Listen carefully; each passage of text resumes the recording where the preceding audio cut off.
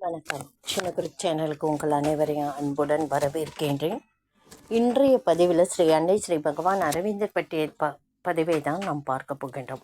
அன்பர்கள் அனைவருடைய பிரார்த்தனையும் ஸ்ரீ அன்னை ஸ்ரீ பகவான் அரவிந்தர் திரு பாதங்களில் சமர்ப்பணம் செய்கின்றேன். நம்பிக்கையான நியாயமான பிரார்த்தனைகள் நிச்சயமாக கைகூடும். ஒரு பெண்மணி பார்த்திங்கன்னா ஸ்ரீ அன்னையின் அன்பர் தான். அவங்களுக்கு தோளில் எப்போவுமே வலிச்சுக்கிட்டே இருந்து அந்த வலி தாங்க முடியாத வலியாக ஒரு கட்டத்தில் வருது. அவங்க டாக்டர்கிட்ட காண்பிக்கிறாங்க. டாக்டர் சொல்கிறாங்க அந்த பெண்ணிற்கு 25 வயது தான் ஆகின்றது. டாக்டர் என்ன சொல்கிறாங்க, பரிசோதனையெல்லாம் செஞ்சுட்டு ஆப்ரேஷன் கண்டிப்பாக பண்ணி ஆகணும். அப்போ தான் உங்களுக்கு தோல் வலி குணமாகும். தோல் எலும்பு வளர்கின்றது, அதனால் உங்களுக்கு ஆப்ரேஷன் கண்டிப்பாக செய்யணும்னு சொல்கிறாங்க. இவர்கிட்டையும் ஒரு டாக்டர்கிட்ட காமிச்சிட்டு இன்னொரு பெரிய டாக்டர், அதாவது பெரிய ஆஸ்பத்திரி இருக்கு இல்லைங்களா, அங்கேயும் போய் சீஃப் டாக்டர்கிட்ட காமிக்கிறாங்க. அவரும் பார்த்துட்டு கண்டிப்பாக ஆப்ரேஷன் பண்ணி ஆகணும் அப்படின்ட்டு ரெண்டு பக்கமும் அவங்க 2 டாக்டரும் என்ன சொல்கிறாங்க, ஒரே மாதிரி சொல்கிறாங்க. இவங்க வீட்டுக்கு வராங்க. ரொம்ப மனசு கஷ்டமாக இருக்கு. ரொம்ப வீட்டுக்கு ஸ்ரீ அன்னை ஸ்ரீ பகவான் அரவிந்தர் படத்துக்கு முன்னாடி அமைதியாக உட்காந்துடுறாங்க. என்ன செய்கிறது, அவங்களுக்கு ஒன்றுமே புரியல. ஒரே மனக்குழப்பம். 2 டாக்டரும் ஒரே மாதிரி சொல்கிறாங்க அப்படின்ட்டு.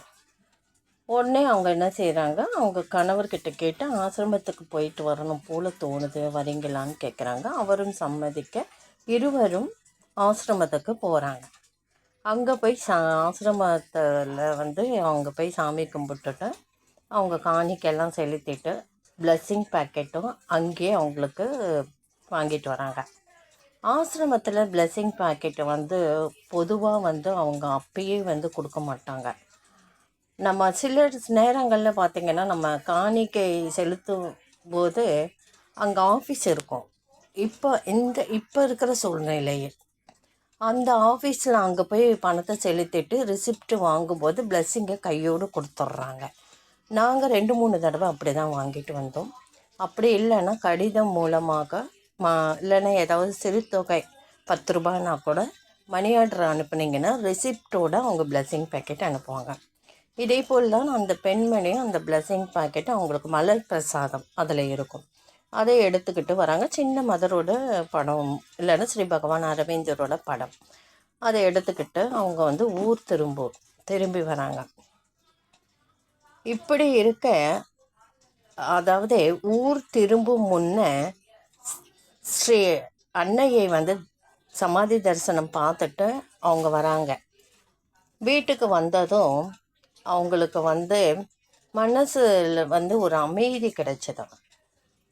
அதாவது அவங்க நம்பிக்கை வைக்கிறாங்க. மதர்கிட்ட என்ன வேண்டிக்கிட்டு வந்தாங்கன்னா, அம்மா ஆப்ரேஷன் இல்லாமல் எனக்கு நீங்கள் சரி பண்ணி கொடுங்க அப்படின்ட்டு வேண்டிக்கிட்டாங்க. நம்ம வேண்டுதல் ஒரு பக்கம் இருக்க, நம்பிக்கை அந்த வேண்டுதலுக்கு உயிர் கொடுக்கும். நம்பிக்கையோட நிச்சயமாக எனக்கு ஆப்ரேஷன் நடக்காது, நிச்சயமாக ஆப்ரேஷன் நடக்காதுமா, நீங்கள் நடக்காமல் என்னை காத்தருளை புரிய வேண்டும், காத்தருள் புரிய வேண்டும், என்னுடைய உடல் இந்த தோள்பட்ட வலி பரிபூர்ணமாக குணமாகணும்னு சொல்லிட்டு சமாதி மேலே விழுந்து அவங்க அழுது தன்னுடைய பிரச்சனையெல்லாம் எடுத்து சொல்லிட்டு வராங்க. வீட்டுக்கு அதே குறிக்கோளோட நிச்சயமாக நான் மதர்கிட்ட சொல்லிட்டேன், நம்பிக்கையாக நான் இருக்கேன், எனக்கு ஆப்ரேஷன்லாம் வராதுன்னு அவங்க கணவர்கிட்ட சொல்கிறாங்க. அவங்க கணவர் என்ன சொல்கிறாரு, ஆப்ரேஷனுக்கு நிறைய செலவாகும், எதாக இருந்தாலும் நம்ம பார்த்துக்கலாம், நீ பண்ணிக்கோணும். பண்ணவே மாட்டேன், எனக்கு மதர்கிட்ட நான் ஆத்மாத்மா ஆள் மனசால் நான் பிரார்த்தனை பண்ணுறேன், எனக்கு ரொம்ப நம்பிக்கை இருக்குது அப்படின்னு அந்த நம்பிக்கையை இறுக பிடிச்சிக்கிறாங்க அவங்க.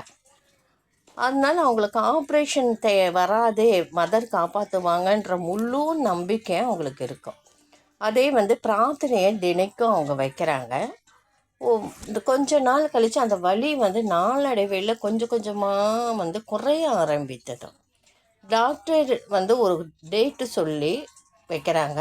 அது தள்ளி போட சொல்லி அவங்க சொல்கிறாங்க. ஆப்ரேஷன் அவங்க கணவர் ஆப்ரேஷன் பண்ணணும் அப்படின்ற போது இவங்க வந்து இல்லை, அந்த சூழ்நிலை வராதுன்ட்டு ஒரே பிடிவாதமாக இருக்கிறாங்க. டாக்டர் ஆப்ரேஷனுக்கு தேதி குறிக்கிறாங்க. அந்த தேதியை இவங்க தள்ளி வைக்க சொல்லி சொல்கிறாங்க. இவங்க ஒரு இப்படியே அவங்க இப்போ திடகாத்தியம்னா என்னன்னு ஒரு அன்பர் கேட்டாங்க. திடகாத்தியம்னா ஒரு நம்ம நம்பிக்கை கண்டிப்பாக அந்த நம்பிக்கையிலேருந்து ஒரு கடுகளவு கூட நம்ம மனசு மாறக்கூடாது.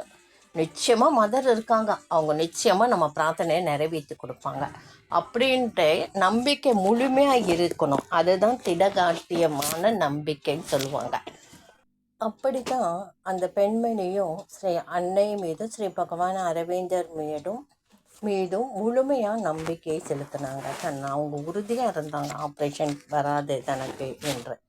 மறுபடியும் டாக்டரை போய் சந்திக்கிறாங்க. அவங்க கணவர் வற்புறுத்தலின் பேரில் டாக்டர்கிட்ட போகிறாங்க.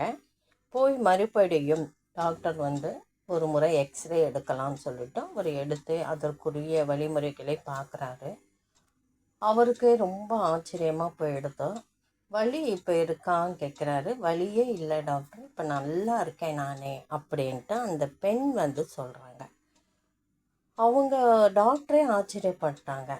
ஆனால் எலும்பு வளர்ச்சி இருக்கேம்மா அப்படி என்று அவர் சொல்ல அவங்க சொல்கிறாங்க, எனக்கு முன்னாடி வலி இருந்தது, ஆனால் இப்போ எனக்கு சுத்தமாக வலி இல்லை, நான் நன்றாக இருக்கிறேன் என்று அவங்க சொல்கிறாங்க.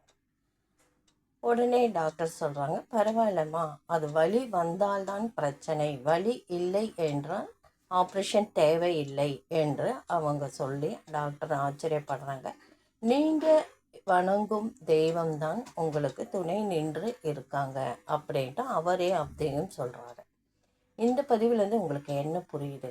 நம்பிக்கை முழுமையாக நம்பினோம்னா நம்ம எப்பேற்பட்ட பிரச்சனையில் இருந்தும் ஸ்ரீ அன்னை ஸ்ரீ பகவான் அரவிந்தர் நம்மளை காப்பாற்றுவார்கள் என்பது இந்த பதிவிலிருந்து நீங்கள் தெரிஞ்சிருப்பீங்க. இந்த பதிவு உங்களுக்கு கண்டிப்பாக பிடிச்சிருக்கும்னு நினைக்கிறேன். பிடிச்சிருந்தால் லைக் பண்ணுங்கள், ஷேர் பண்ணுங்கள், சப்ஸ்கிரைப் பண்ணுங்கள், கமெண்ட் பண்ணுங்கள். நன்றி.